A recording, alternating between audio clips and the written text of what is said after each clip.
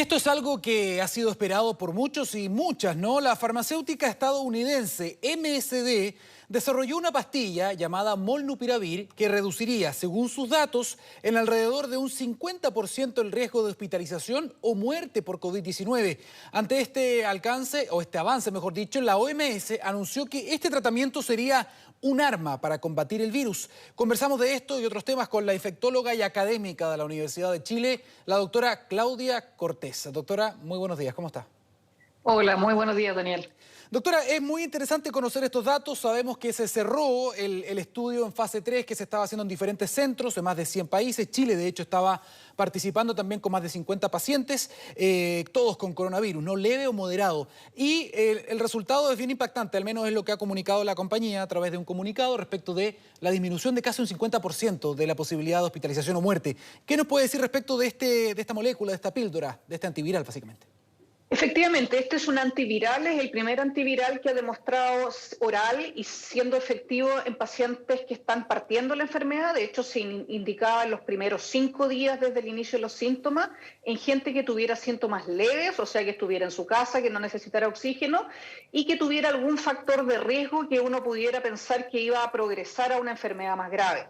En ese grupo de personas fueron casi 400 personas, un poquito menos, que recibieron el fármaco, otros 400 recibieron placebo, y el estudio hasta ese momento ya era tan exitoso que se detuvo porque ya no era ético seguir entregando el placebo.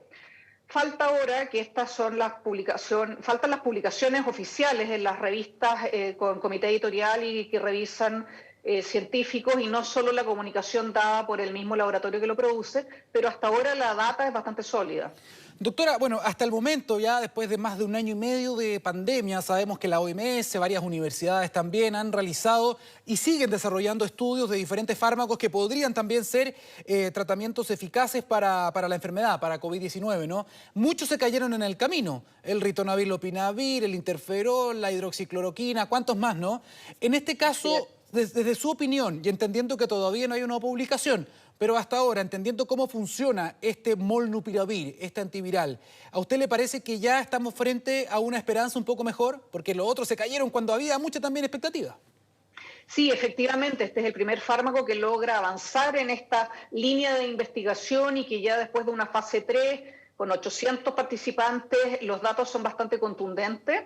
El fármaco se había intentado antes en pacientes más graves y ahí demostró que no era efectivo, pero en pacientes leves a moderados para evitar su progresión ha funcionado bastante bien. Disminuye en un 50% la probabilidad de hospitalizarse, o sea, normalmente ellos habían descrito que un 14% de las pacientes con COVID llegaban a hospitalizarse, los que estaban usando un fármaco era alrededor del 7%, y las muertes también disminuyeron en forma significativa. Es un gran avance, pero tenemos que esperar la publicación en las revistas oficiales y tenemos que ver también qué va a pasar con los costos y la distribución, porque hasta ahora hemos visto que las vacunas, por ejemplo, han tenido una distribución bastante desigual en el mundo. Esperamos que en este caso de este fármaco, si logra demostrar su efectividad y se publican los datos completos, también tenga una amplia distribución.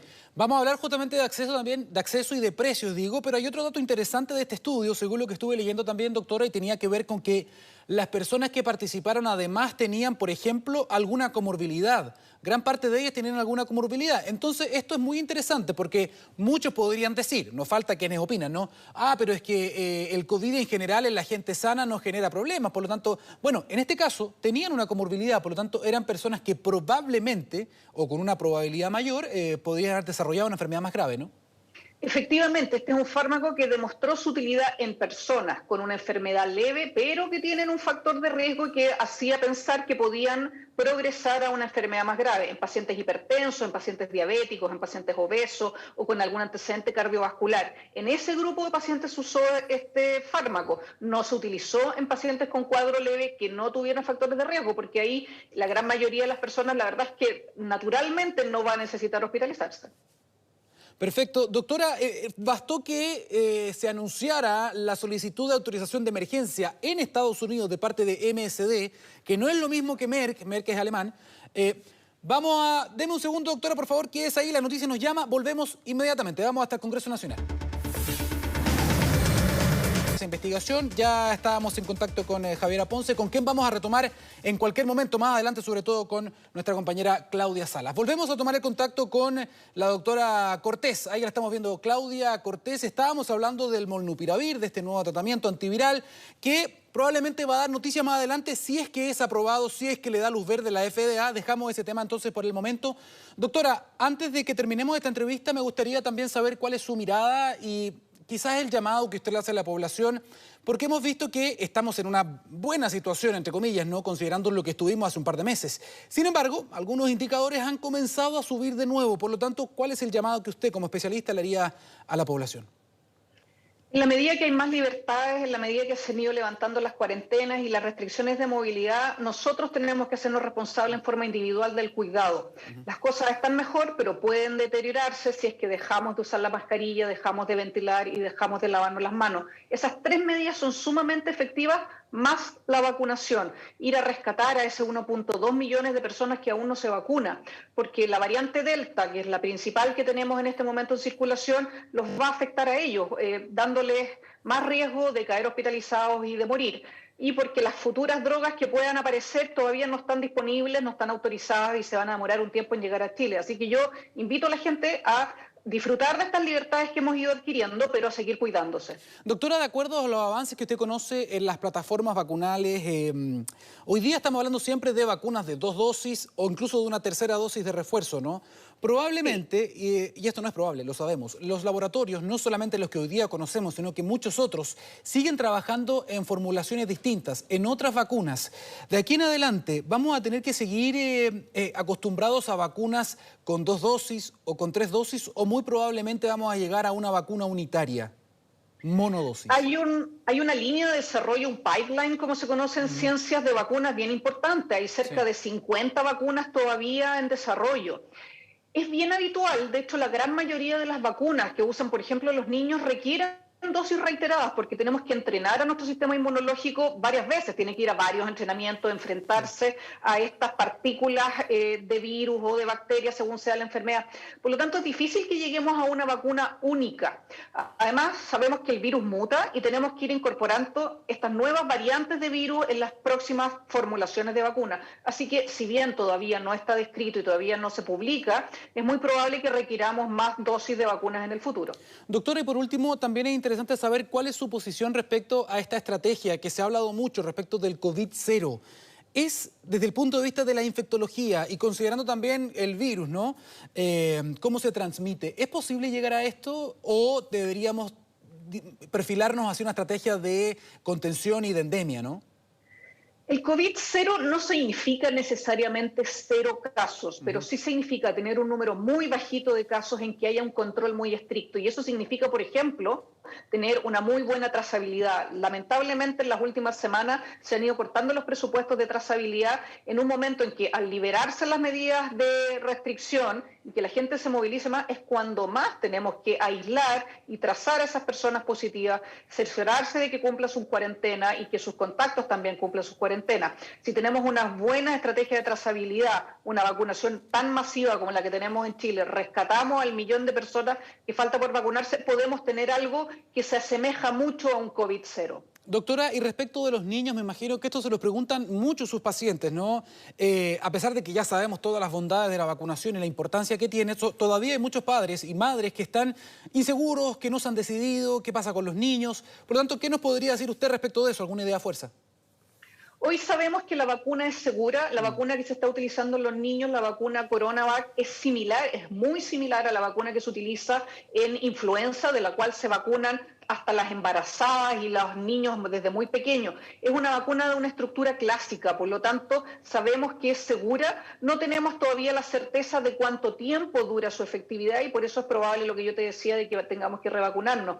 Pero yo llamo a que los papás y los tutores vacunen a sus hijos porque así disminuimos la probabilidad de que esos niños enfermen graves, pero también disminuimos la cantidad de virus circulante y hacemos que haya menos probabilidades de que hayan cepas resistentes.